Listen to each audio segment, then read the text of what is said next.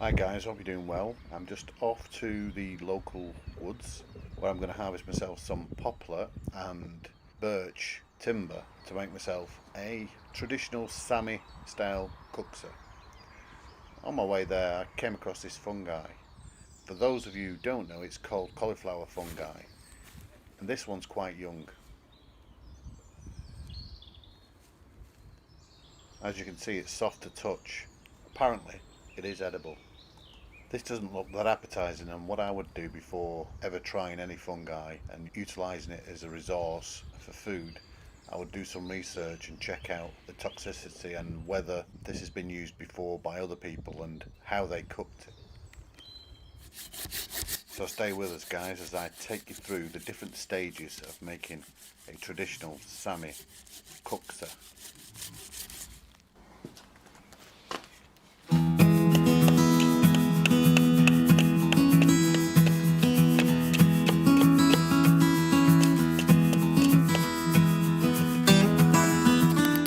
So at this point I'm getting rid of all the waste that I know I'm not going to use for sure, and I'm trying to find the shape that I'm looking for really. So I'm playing around with this piece of timber after I've revealed the grain and taken all the bark off. There's no definite shape yet, I'm just getting a feel of the wood. I'm looking at it from different angles and seeing how the grain falls.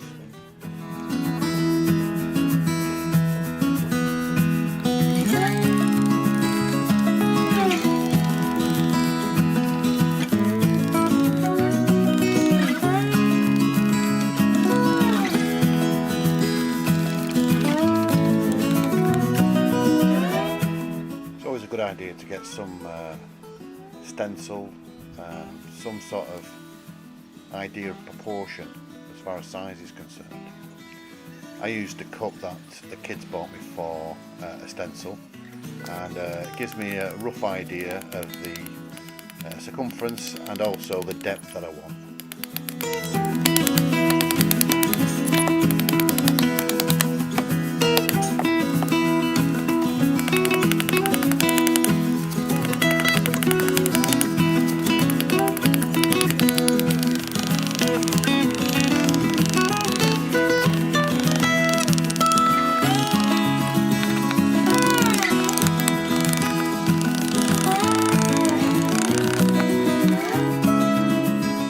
As I work with the wood, I'm getting a better feel of it and the shapes coming together.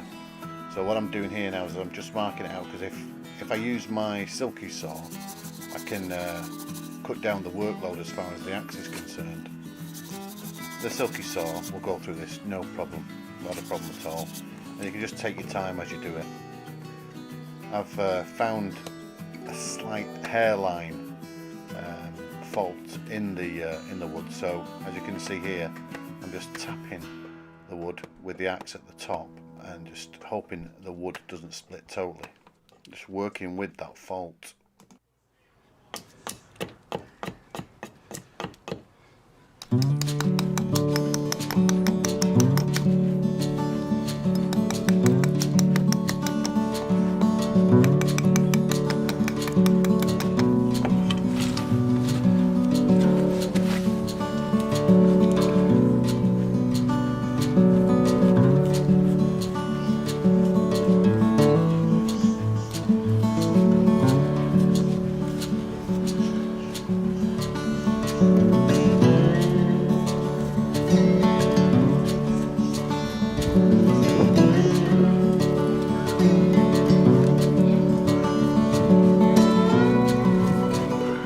So at this point, I know it's safe to take this end piece off. So again, I'm going to follow the line, the fault, and as you can see, it just comes off nice and easy.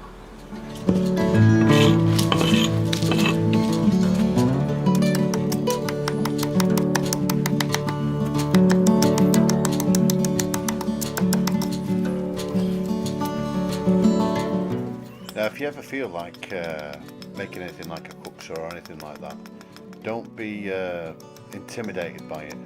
This is my first kuksa, and what I'm doing is I'm just taking my time and playing around with the timber I've used axes in the past in the building trade.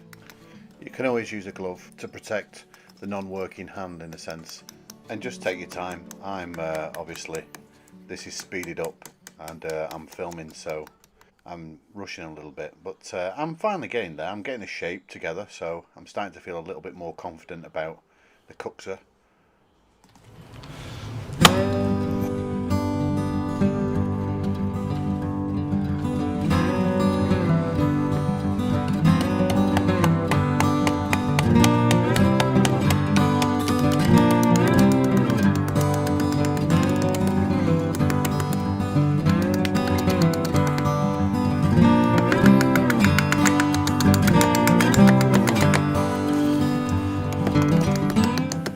For the delicate work, I'm using this Huntsman Classic 500 gram axe with a 9.5 inch shaft.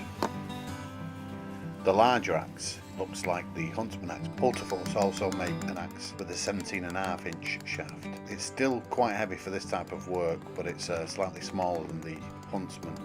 The Huntsman's 20 inches long and weighs in 850 grams. If you watch one of my recent videos, 2 Nights Bushcraft in the Lake District, you'll see the Huntsman in action there. It is really a classic and quality axe.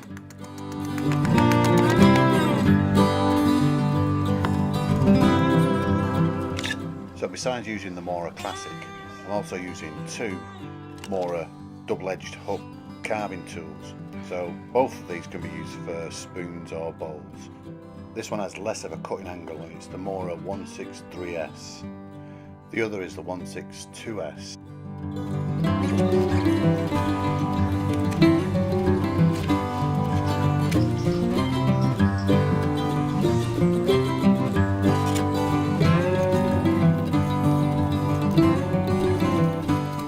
I'm just refining the shape of the cookser. I'm making sure not to cut into my chest so that it is a controlled action, and I'm not using too much brute force.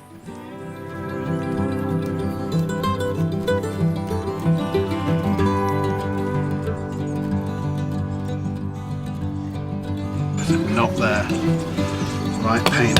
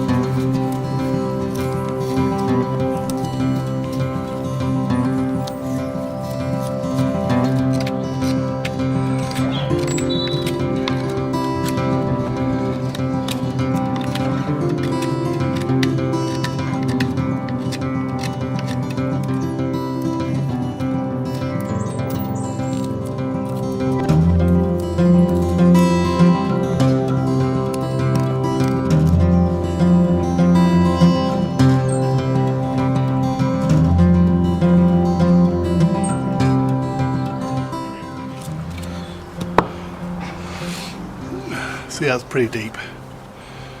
Deep enough now, really. What I should do now is just take a bit of this off here, then shape this around here, which is a bit of a bummer because that's on as you can see, knotted there. So that's going to make life a little bit difficult, but I need to even this off here.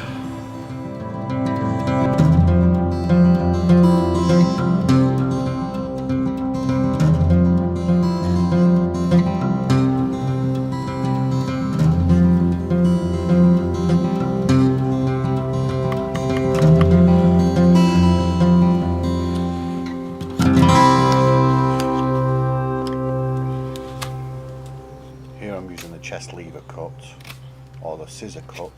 This gives me control, and I can put a lot of power into the cut in a safe manner as the knife moves away from the body.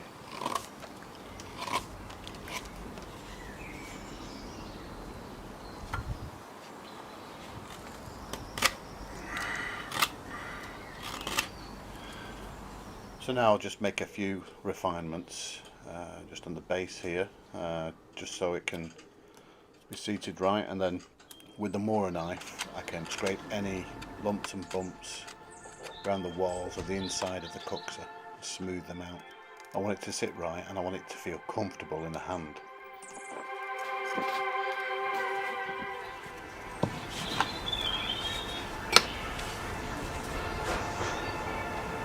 Oh, perfect. Perfectamundo. It's a bit sharp.